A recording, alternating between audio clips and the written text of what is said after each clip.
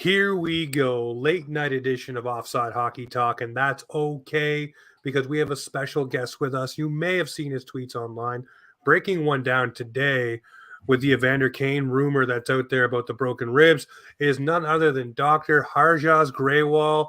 How's it going tonight, my friend? Oh, it's going great. Thank you for having me, guys. And yeah, my West Coast time changes kept you up a little later than normal, I'm sure. It's not that bad. It's maybe a little bad for James here. It's only 9:30 in Ontario, so we're doing great tonight. Perfect. Oh, well. Thanks, Pete. No, it's no problem to me. Just an hour later than you. That's all right. Yeah, you just slug down another monster or coffee. You got it. No, I didn't get any of those. Leafs OTs like this time, no? Yeah, pretty much an end of a game right now, and this would be the point of the time where I'm kind of like groggy headed and ready to go. I also have a 5-year-old and a 10-year-old, so getting up with them for school early, getting things on the go. But before we jump into everything, ladies and gentlemen, we obviously have to pay respects to the sponsor of the show. That's Boxing Rock Brewing Co.'s Puck Off Lagerdale, the big beer for the big game. Be sure to check it out when you're out east. And of course, we want to talk to this gentleman about how did this all start? What made you want to make tweets about injuries and players and kind of give your breakdown? Because I've read a lot of your tweets going in depth about things, and it's really interesting to read. But I want to know what got you there. Was it friends asking you? Was it people giving misinformation online? What was it for you that wanted you to open that from door? those jerseys behind him right there? You want to explain? Hey, look at Nazi there. Yeah. No, it was actually just because every injury report was like upper body injury, lower body injury. There was nothing out there. And I follow a lot of sports. I'm a big sports geek. So, you get like great information from the NFL, NBA, European soccer, etc. And I was like, this sucks. And there's this other guy. His name's Dr. David Chow. He used to be the San Diego Chargers doc. He does it for football. Because football's so intense, they can't wait the 24 hours for the full information. And so I was like, oh, and then as I gathered my medical information, I was like, there's an appetite for this. I was like, I can clearly tell on some of these what the injury probably is. I was like, why don't I just put it out in the universe and see if anybody cares? And then the other caveat was I had to move to Winnipeg for training, and I'm a West Coast guy, so I didn't really have any connections out there. I was kind of bored, looking for something to do in my free time. So kind of meshed the two things, and I caught more steam than I thought it would, to be honest. Do you get recognized by do NHL teams come to you? Do they message you, be like, hey, don't tweet that? Or do they ask for a second opinion or anything like that? No, nothing like that yet. Just Just some bigger media names have slid into my DMs. Cool. Just because they'll hear unconfirmed things and ask me if I think that could be legitimate or not. That's probably the most notoriety. And then my patients Google me, so they mention it when I see them. That's awesome. That's about it. Yeah. So you're a family doctor. Your Twitter bio says so that they'll Google you, see you're a big hockey guy. Yeah. No, I'm just a straight old plain family doctor in my day-to-day life for the most part. So that's awesome. Yeah. But see, now you get to say that you do play a doctor in real life, not just one on TV. I know. I get to do the reverse. Yeah, I get to do both. Yeah. So do you got people coming up to you? Obviously, fantasy is starting to catch fire with hockey more so. Fantasy football obviously is one of the biggest ones. But with fantasy hockey now, do you have patients or anyone just coming to you and saying, hey, I'm thinking of picking up X, who's near the end of an injury or going into an injury? What do you think? Do you get some of those kind of things coming up? Yeah, I actually think I get the most in the off season or right before the season starts. I think there's dynasty leagues and draft prep and all that. And there's so much when do you think so-and-so is going to be back? I got so many questions about Marchand. They're like, when's Marchand going to be back? So I get it from a few friends. And the people who I know well, they'll extend further. People play MLB fantasy. And they're like, man, I know. Can you just look this up? I don't even know who this pitcher is. And they'll ask me for that. So yeah, I think fantasy can be a big one. Even some of the day-to-day stuff, I don't do much DFS, but obviously people who do that sometimes want to know if I think someone's playing that night, which is harder to sort of tease into. Now for you, when you're looking at these injuries, when they come up, do people send you clips or do you go search them out? Obviously, there's not a huge amount of injuries every single night within the NHL, but there are probably maybe 4 or 5 instances where a guy catches a puck or a stick or an awkward hit and does leave the game for a moment and comes back. I remember, I think it was the Philadelphia Flyer one from I think yesterday, where you talked about the separated shoulder. If that's what it is, it could be a long term out. And we think about in Leafs Nation, Philip Kral, where his shoulder went out, and obviously he's been out for almost 7 months now, and still really hasn't made any impact on the Marlies or the Leafs. So where does that come from for you? Is it you see an injury, you break it down, you try to find as many camera angles, or is it just when people start feeding you information, you go look for it? I guess it's sort of, I don't know, it's a multitude of factors. One is probably like how much time I have. And then two is how much is actually available out there. So I do find like Saturdays on the national broadcast, at least on the Canada side of things, there's always like way more angles, way more coverage. I'm not working Saturday, so I seem to find like get more angles. But for the most part, what I do is I have a few people I follow on Twitter. I also use things like RotoWire and just see the reports of who's getting injured. And then I will just search their name on Twitter, search online, see if I can find clips. And then sometimes some fans beat me to it, and they just send me the clip like within 2-3 minutes. And sometimes the player's back for the next period, like they send it from me pretty immediately. So when it started, I had to do all of it myself. I do less and less myself, and I'm slowly getting more and more people who send me clips, which is nice. That's awesome. What can you tell us? Like, what are some of the biggest injuries that you've nailed? Where it's like, I guess you called it from watching a clip, and then they announced it maybe a week later to what that injury might have been. Did you have any at the top of your head here? Yeah, well, I guess the first one that was kind of big for me was Mitch Marner's high ankle sprain in 2019. Because I was like, you know what, like this one looks pretty bad. I was like, it's probably a higher grade. It's probably 6 weeks. And the Leafs are one of those rare teams that actually gives pretty good injury info. So they were just like, yeah, ankle sprain 6 weeks. And then it was also, I only remember that specifically because one guy was like, man, what are you talking about? And then the next day he was like, I actually have to apologize, which you never see online, right? He was like, hey, you're actually right.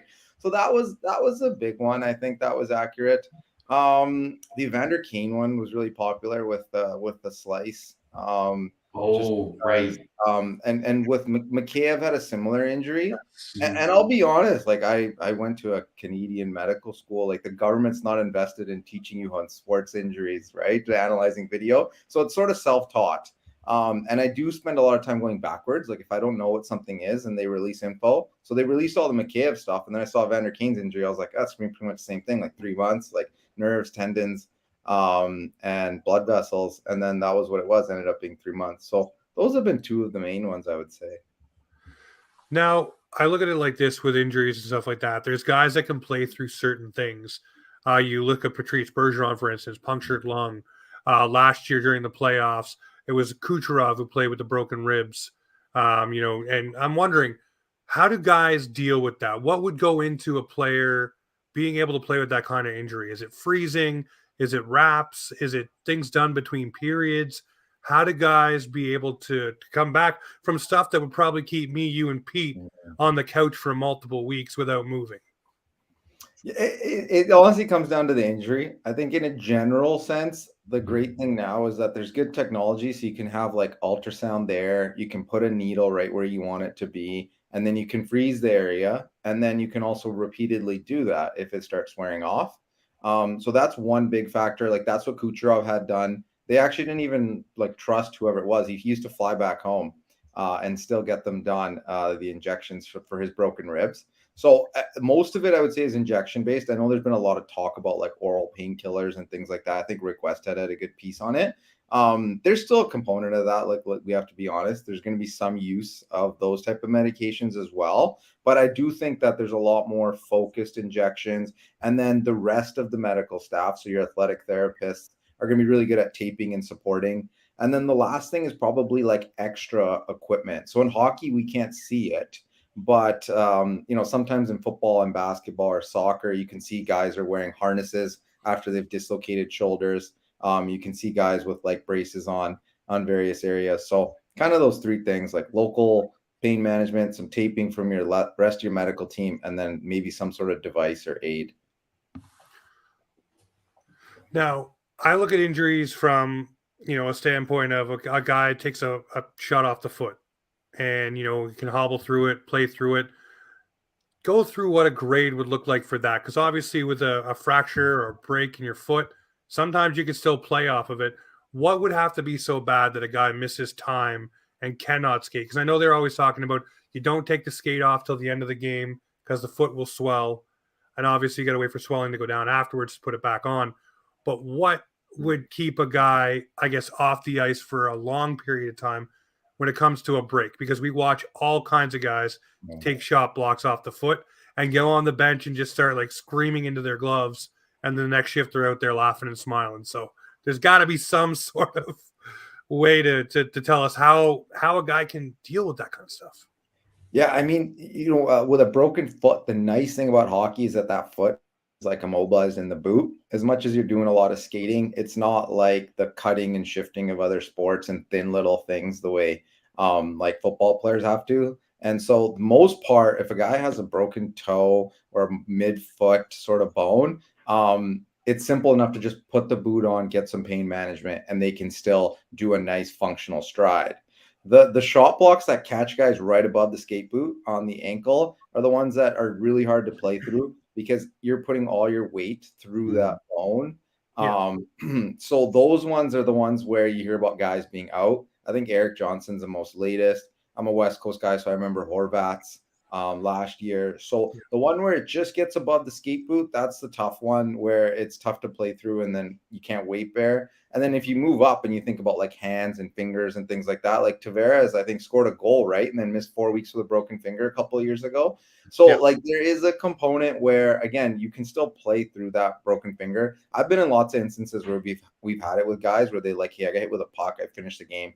They have a small little break. It's not surgical or anything. As long as you have good functionality of that area, then you can go through it. But once you get into slightly bigger bones, you get up into the wrist, then it's like you can't stick handle, you can't pass, you can't go into battle, can't do face-offs, you can't play, right? So I think it comes down to if there's some support from equipment and then how much actual weight and force goes through that bone. Right. I got sort of a off the rails question for you here. Phil Kessel is an absolute specimen, and I can't understand how this guy never gets injured.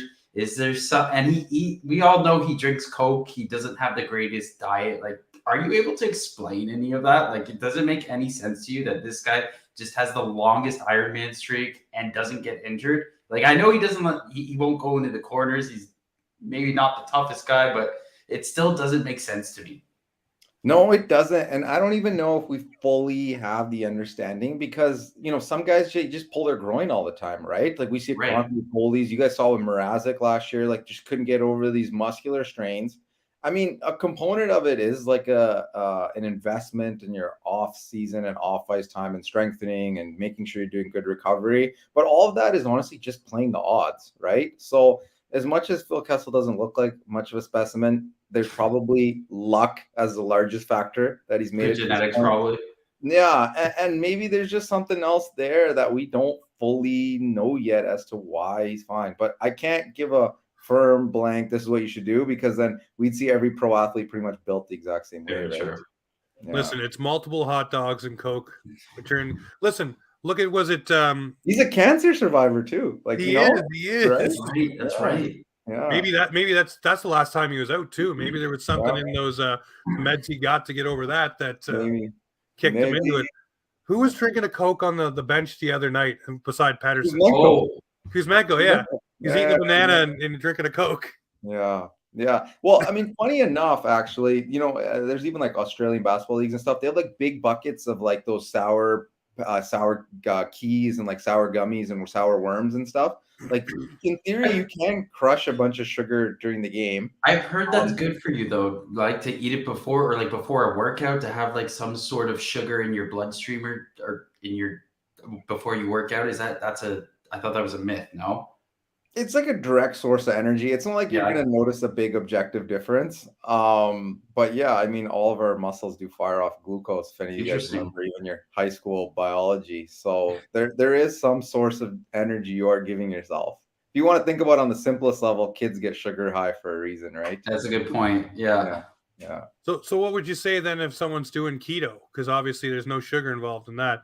Is that a bad way to do it? Because obviously people working out on keto, I could say that I tried it and I've never been so exhausted in my entire life. Yeah, I don't know. Keto's a tough one. I think there is some that's nice to it in the sense that you kind of eliminate a lot of carbohydrates, which can cause, diabetes and some excess carb. We probably all consume too many carbohydrates on this side of the world, but it's not Absolutely. very good for your cholesterol if you follow keto diet. And I would say it's probably got a little bit more evidence for weight loss than it does necessarily for energizing or making you an elite athlete per se. Yeah, no, I can attest to the tiredness part of it, and I'm no elite athlete, so I don't have to worry about that side of things. Obviously, want to drill down on some injuries, and we want to talk to you obviously about the Canucks a little bit too, because I see the jerseys behind you.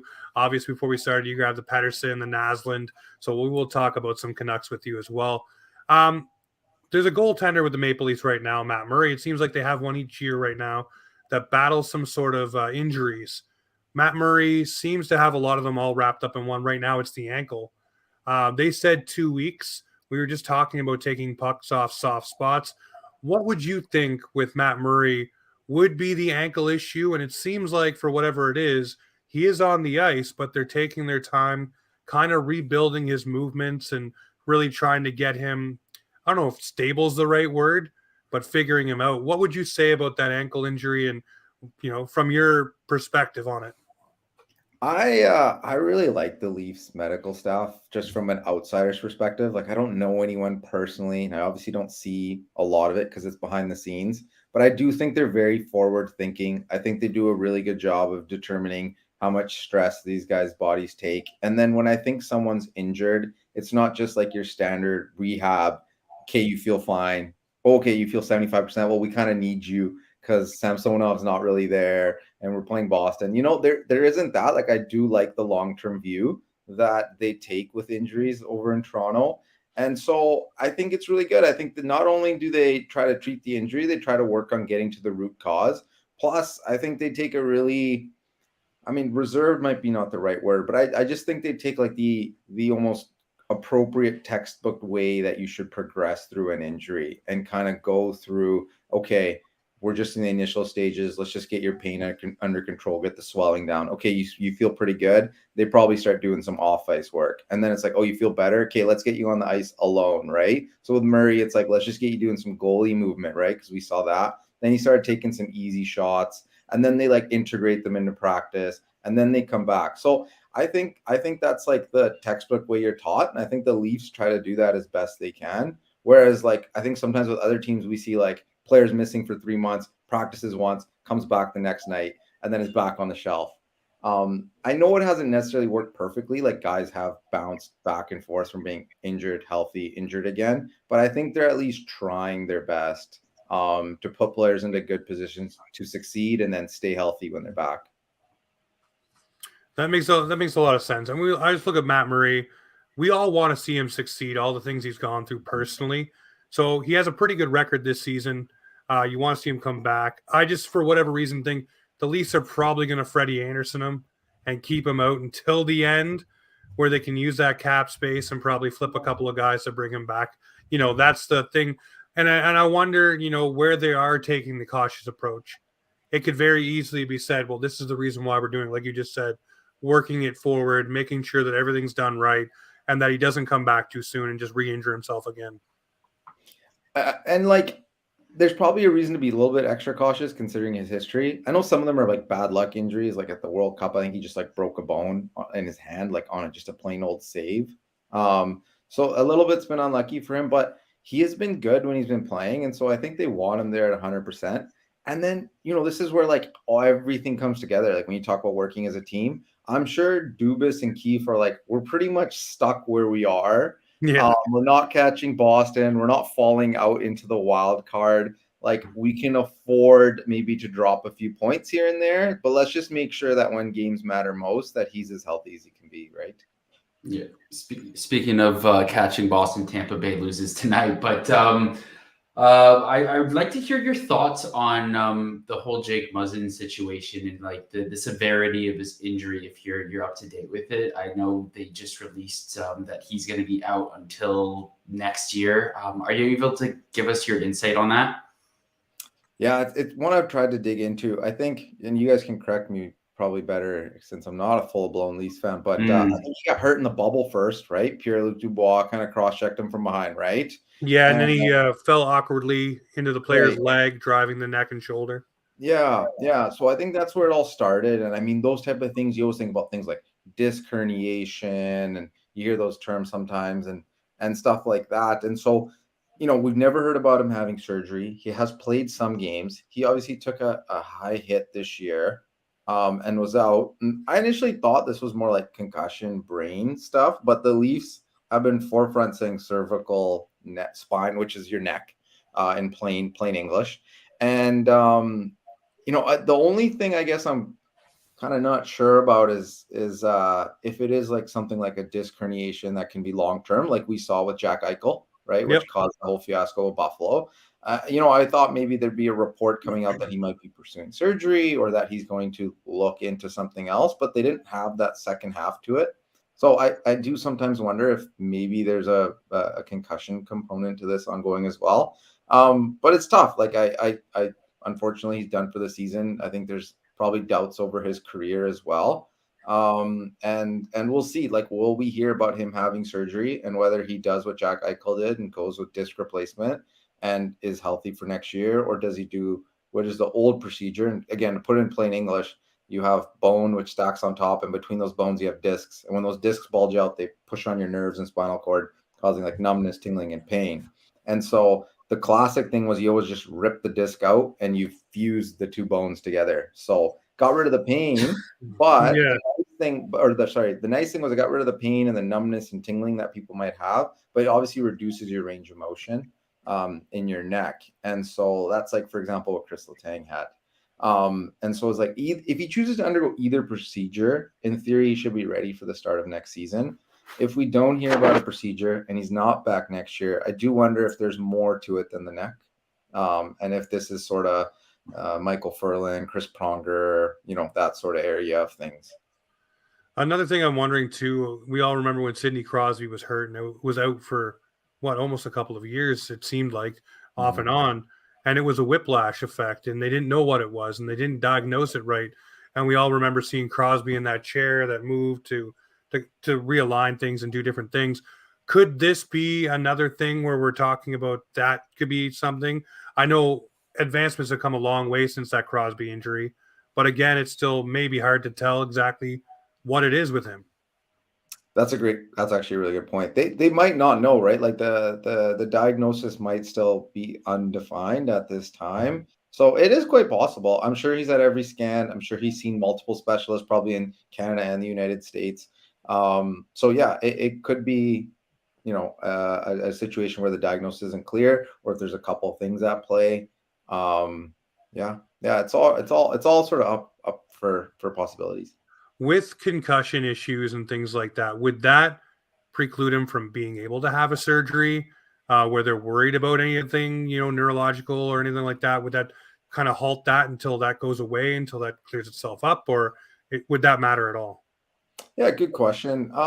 It could be a factor, but I do think if they've got like objective, like MRI findings of like, look at this bulging disc sticking out, and Muzzin's like, yeah, like my left hand is going numb.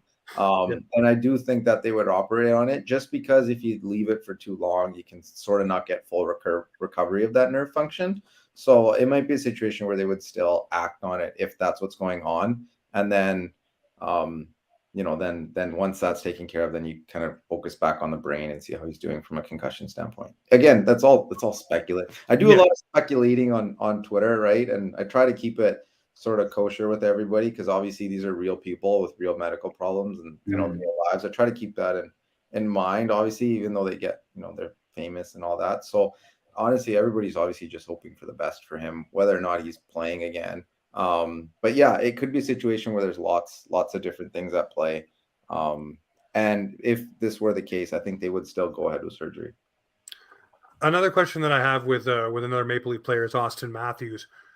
His wrist has been a thing that has bothered him, plagued him for a couple of seasons. And they talked about going in, I think it was last summer, cleaning it up. What do they mean when they say going in and cleaning it up? Is it bone fragments? Is it realigning things? Is it re-breaking it, resetting it? Is it all of those things, or can it be just as simple as maybe just opening up to relieve pressure off something? Yeah, great question. Actually, that is a really good question because we hear about that a lot for knees and other areas.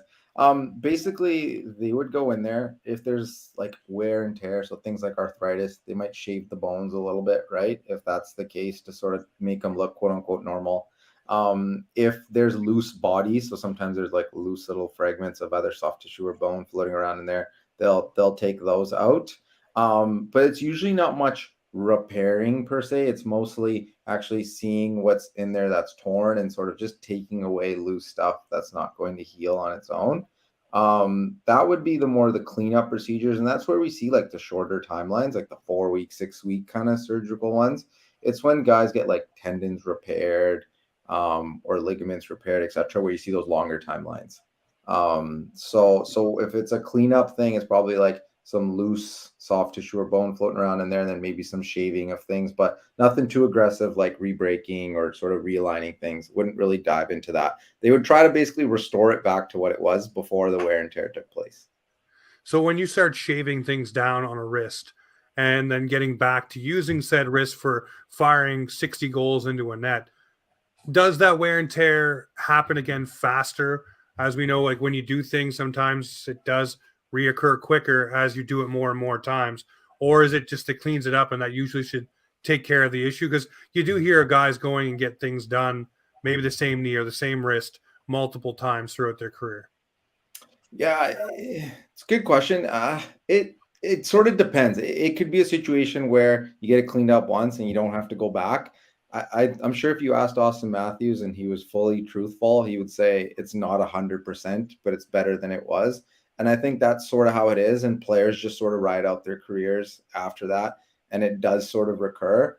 But there can be guys where it just doesn't go well, and then they keep trying multiple procedures. I think that's more often with knees, like Taylor Hall, I think had to kind of go a couple times in there, but it never really gets back. Like sometimes they're last ditch efforts. And if you talk to surgeons, they don't necessarily like going back into areas. So it's hard to predict. Like if we focus on Austin Matthews and his wrist, it wouldn't surprise me if the rest of his career, he never went for any procedures and his numbers were great. But if you ever talk to him at the end of it, he'll say, my wrist was never 100%, and it slowly declined as my career progressed, but like I just sort of went through it. Now, when it comes to older players, I'm going to ask you about a player like Mark Giordano. The guy just, again, we talk about Phil Kessel, but Giordano is a specimen, takes care of himself, does the right healthy eating, but he eats a lot of pucks, and there's a lot of bumps and bruising. And we all talk about the glory days of hockey, when guys are laying there with the ice packs after a playoff game. You get the victory, but you're beaten and battered and bruised. I'm wondering for you, when you take a shot block off of a sensitive area, it can limit you from doing a lot of things. What is in the medical field that would allow for a player to get back out and have full range of motion after taking a block shot like that? I know Giordano says, I think he gets in the ice baths between periods, and does all kinds of like different things before the next period starts just to keep himself rolling and going, as he calls the engine. But is there things that guys can have done to not only limit the pain, but also take down either swelling or things like that where a shot block would occur? Because I'm assuming that when you get hit with a puck in certain areas, it doesn't feel nice, and also leaves a nice tattoo as well. Yeah, I mean, like even though nothing's broken per se, it's still gonna hurt. You're gonna get a lot of bruising and things. You know what? There's some standard things that just are still there. Icing is a great one. You probably have seen sometimes, I think more in soccer, where they have like that freezing spray. So I'm sure there's some of that goes on. And then oddly enough, like just keeping moving, right? So anyone who's gotten like a Charlie horse, I'd say it usually gets worse like after the game when you've just sort of let your legs stagnate. So you know what, keeping loose, keeping moving works well. And then also it kind of comes down to the player themselves. Some guys hate ice, some guys love ice, some guys love more heat, and you can put some heat on the area. Some guys like staying loose. Some guys do want to just take a Tylenol or Advil, and like that's appropriate as well. So those are sort of your modalities to keep a guy going in the middle of the game. Then afterward, obviously, these guys invest a lot of time. They do a good cool down afterwards. They get their therapist working on them. and then they'll go through the same thing probably the next morning, right? Even if they're playing back to back or if they have a day off. And then it comes down to basically investing time into your body, which as a professional is a lot easier because you have professionals hired to your team to help you, access the massage and everything. And for the average Joe playing beer league, I mean, it's on you to sort of take some meds, put some ice on the area, and keep it loose as you progress through the week. The other question I want to ask you, you just hit on it right there. On a back-to-back, we all talk about, there should be no excuses. Professional athletes, even if it's a back-to-back with severe travel, these guys should be able to get it done. Do we maybe read too little into that and how tired guys could be and how much of a toll? You just talked about guys taking the proper time to, re-up, re-heal, do the things they need to do to get their body back to A1. I mean, if you're playing, just say, one night in Montreal and then flying to go play, just say, in Calgary, and then getting down, 2, 3 in the morning, hitting the ice again for your morning skate, et cetera, you're not giving your body that reset time. So as fans, we expect them to go 100 miles an hour every single game. That's just the way we're all wired. We want our team to win. Yep. But should there be more credence taken to those situations as a fan and maybe as a casual observer that, hey, maybe there should be, a little leniency if a team has a bad game on the second half of back-to-back with travel? Yeah, I mean, the Leafs went and lost in Chicago, right, on that back-to-back. I think that's like a good example to work through because they played at home and then they had to hop on a flight to Chicago. So they changed time zones. So I actually think the most underrated thing that teams don't think about is sleep. So I think they try to tell these guys to sleep on a plane. But so the game finishes like 9:30 Eastern time. They probably hopped on that plane at I'm not sure, 11 o'clock, let's say, best case scenario, maybe 11:30 they fly out of Pearson, or maybe they fly out of the downtown airport. I'm not sure, but whatever, fly out of Pearson. Yeah. And then it's probably, I don't know, hour and a half, 2 hours to Chicago. And then so you get an hour, which is nice traveling west, but still you're there at 1 or 2 in the morning, probably another hour from the point you land to the point you get to your hotel. I don't even know when they do customs. That's the other thing for Canadian teams. So I think the sleep is the most underrated thing that people don't talk about when it comes to back-to-backs. I think if you get a back-to-back at home without travel, it's a way bigger difference than back-to-back with travel, especially if it's across time zones, because that recovery is completely messed up. I've gotten into some small debates with people on Twitter because they say they're wired, they can't sleep anyways. But I think it's a really underrated thing, and I do think more teams after the last game on a road trip should spend the night in that city and fly out the next day at 11 a.m. or 10 a.m. so that their athletes actually get full sleep instead of the whatever hour. Because sometimes a West Coast team will finish a road trip out east, right? Last game they'll fly all night back. I don't think that 4 or 5 hour flight in the middle of the night makes any sense, but I mean, that's their choice. I'm so happy you brought that up. Sleep is so important. And to that, I have to say that my host over here, James, does not get enough of it. Preach how much important sleep is. If I don't get my 7 or 8 hours, I'm just cranky the whole day. So I can't imagine being a Leaf, going on that travel to Chicago, playing 2 hours behind and getting 3-4 hours of sleep, playing a game. It's not easy. So yeah, like you said, sleep is very important. No, it's the most underrated thing. I mean, guys like LeBron sleeps 10 hours or something like that. So I honestly think it is the most underutilized tool that teams can use to get a performance edge. Some of it you can't control, right? Back-to-backs with travel on the road. If the Leafs are playing Florida and Tampa, it's you got to kind of pick a poison. Do you spend the night in Tampa, fly out to Florida in the morning, or do you fly, that 1 hour thing at night? It's kind of tough. And I think from hearing the small little bits from players that I've read, they all say they can't sleep at night. So I guess that's why they choose to fly at night. But yeah, they all are up late, and then morning skates always before noon. I know they take pregame naps, but I don't know if that is enough to compensate versus just a nice flat 8 hours at night. Man, a nice flat 8 hours. What's that? I'm used to 3 or 4 your hours. Sleep, James. I don't sleep very much, and I'm one of those people that would argue with you that I pretty much am wired. I have dips and valleys through my day, but I also don't nap either. So I respect you, man. I did that in med school for a short period. I couldn't do it. I couldn't maintain it. I'd shut down on the weekend for so many hours. Well, what used to happen for me, I'll give you a little backstory. So for a while, I worked 3 jobs, and basically I would go to work at my normal job from 6 a.m. I'd get off. So weekends I would drive for pizza. So let's do a Friday. I'd start at 6 a.m., get off there at 3 p.m., start pizza at 4 p.m., get off at 3 a.m. So it was almost a 22-hour day before I put my head Yeah. back down on a pillow. Then I'd be back up for 7 because I have a young one at that Oh, point. man. So really 22-hour day, 3 hours sleep.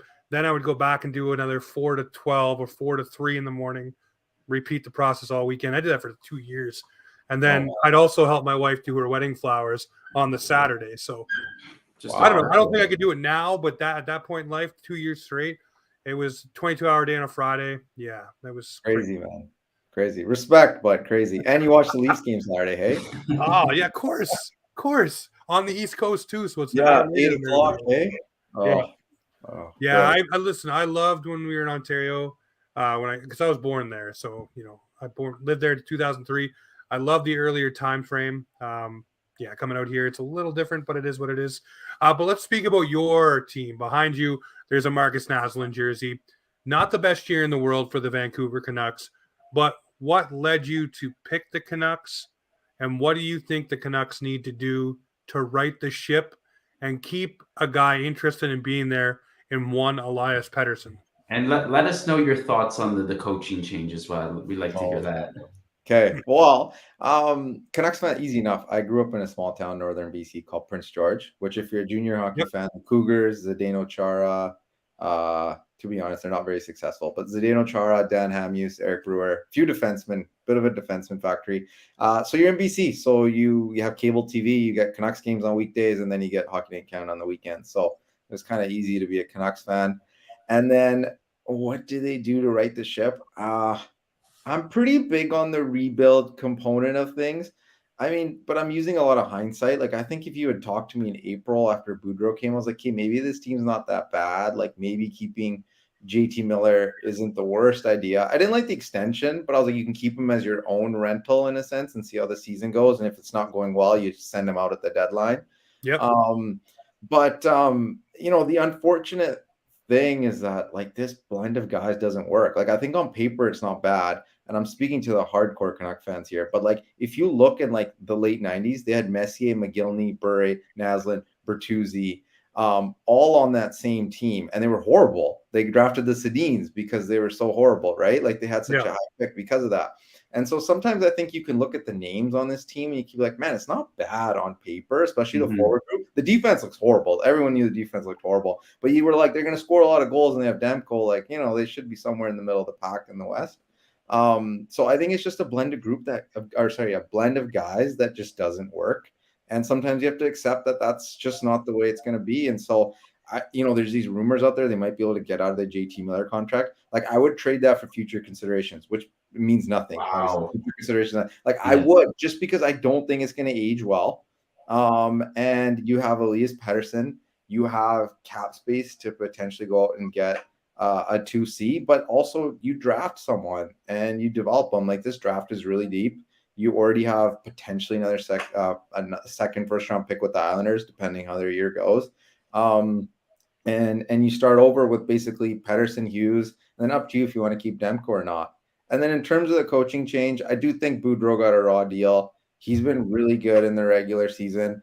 And I'm a believer that playoff success is sometimes more luck than coaching. I know he carried that label that he wasn't a good playoff coach, but like was very good in Washington. I thought that was a group that was unlucky come playoff time. And then I thought he was very good in Anaheim.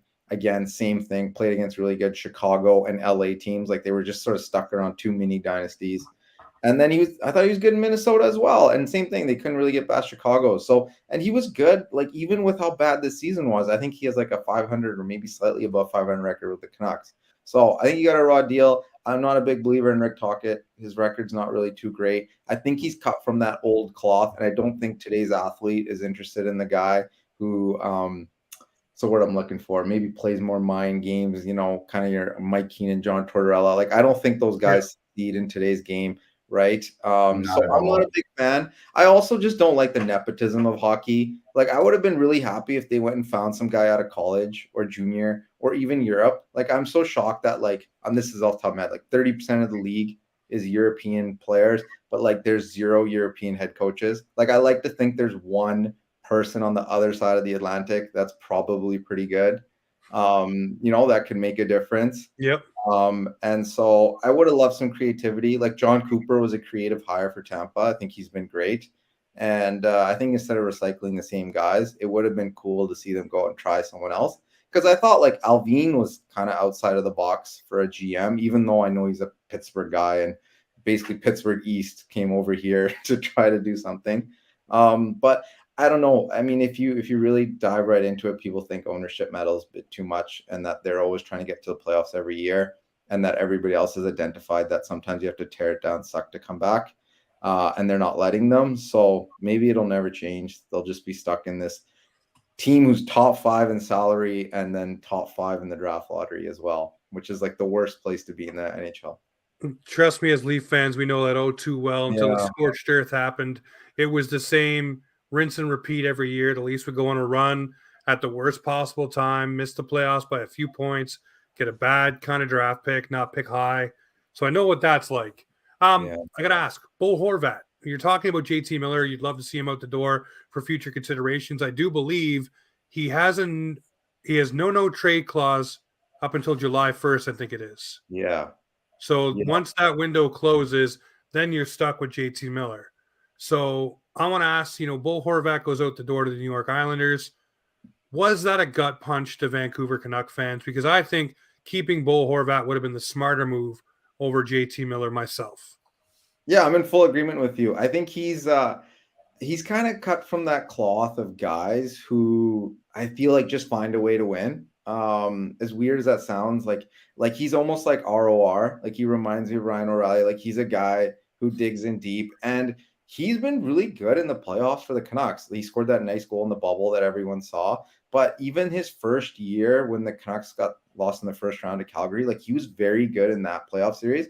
And so he's good when the games matter most. He's also your captain, leader. I think he's a good guy to like create a good culture. Like if you are starting over, I think he's good to have as your veteran guy. And I also think that if they didn't slight him in the summer by signing JT, they probably get him at a good number, and they probably get him for less term than what the Isles just paid. So if you instead are like, hey, our captain should be our priority, not this guy, even though it kind of bugged me that they kept calling him the best player on the team, which when Pettersson has clearly shown this year that he is the best player on the team. Yes. And so they did it wrong. I would have kept Horvat. I think Horvat for another 5 years probably would have been okay before he declined. And he might be good for another like 5 years in the Islanders too. Not this season's numbers, but like his last couple seasons numbers. So I think he would have been the right guy to keep. I think you move on from JT Miller. I think you hope in that JT Miller trade. Again, it's all hypotheticals that you would have got a defenseman and then maybe a pick. And then you see how the season goes. And again, if this season still goes the same way, then it's like, okay, I would have liked if they sold Kuzmenko. Like I think he would have gotten a good return because he's a little bit older for the window as well. And you just get a few young guys, and then Pettersson and Horvat 1-2 down the middle is a nice place to start, right? But it is what it is. I mean, Miller, I guess they're going to try to make him the 2C, even though he's not going to be a 2C. Listen. There's still a guy you can draft this year that can change I can see where he's from, sitting here. Yeah, Bedard, hopefully.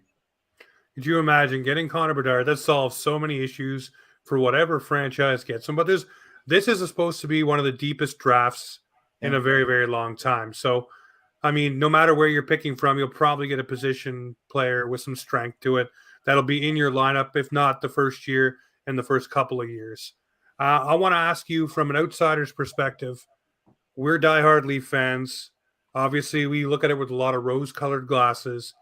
This iteration of the Maple Leafs, do you believe they may finally have a little bit of mix with Ryan O'Reilly and Noel Shari now, the opportunity to take that next step and finally give us what we've been waiting for, a playoff victory? I've been a believer, like, but immediately after that Capital So series, we. because that was a really good Washington team that they Yeah. pushed, right? So I was like, man, this team's ready. Like I thought they were going to win the cup. Forget win a round. I thought they'd win the cup. And to be honest, I do hate the whole notion that they didn't win a round. Like they played Tampa the hardest out of anybody in the East. Like you could argue that Toronto was the second best team. Like I will argue Toronto was the second best team in the East last year. Love So that. It's I giving me believe the warm and fuzzies right now. the only thing that sucks is how good Boston is. And I can't even wrap my head around how good Boston is. Because we're like, again, I look at that roster on paper and like, it's good. I just don't think it's like a full head ahead of everybody else in this league good. But that's what the results show. Like you can't argue with that. So it's unfortunate that Boston and like with this divisional format, like if it was the 1v8, then we're not talking about this whole first round issue. But I do really believe in them, even without the additions, honestly. Like let's just say for whatever reason nothing worked out and they just went with this Leafs team. I really like this team. Like sure, their defense could be a bit better. Sure, they can maybe get like one more guy who can score because like guy like Kerfoot or someone is gonna like have 1 point in 7 games. Like unfortunately one of these guys probably isn't gonna have a great series. But I really like the Leafs team. I'm big. I like everything the Leafs do. I like how they built their team, right? They tore it right to the ground. I like how they think outside the box. I like their hires. I like the culture. I think they're creative with the salary cap. Like I root for the Leafs. And I think they get past the first round, but then I think they lose to Boston, unfortunately. But if they beat Boston, I think it would be like them in Carolina again in the East Final. It's not an easy route to What was that? 0-2, right? That was 0-2 when it was Alex McGillney giving the puck away. Just passed it as a muffin, and it ended in OT right there because he said, quote, I was tired.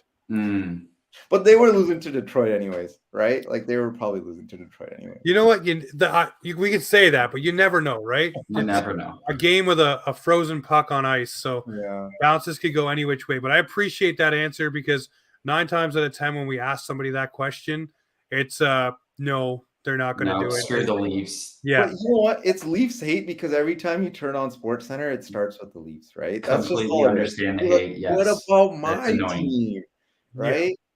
But it's like you look at the network executives; they got bills to pay. The Leafs are the most popular team in the country.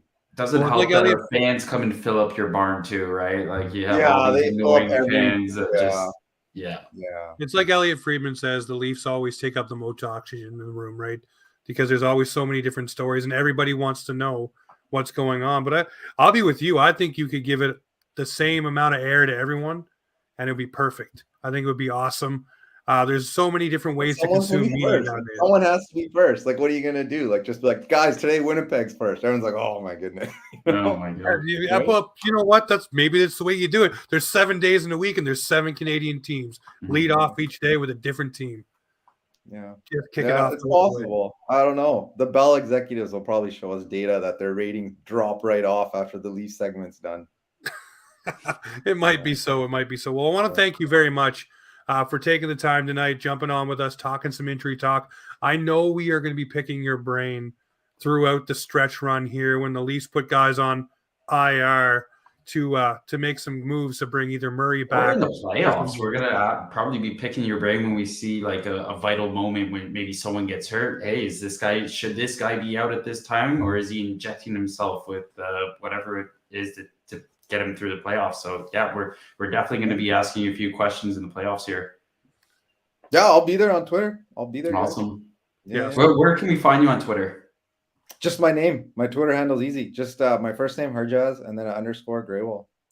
I will make sure to tag it in the show description so everybody can go follow you and stay up to date on all the different news and things that you're covering and your perspective on it. Obviously, like you said, these guys do have lives and, it's just your perspective on it, but you've gotten things right, and I like the way that you talk about it. So it got me excited to have you on. So again, thank you very much, ladies and gentlemen.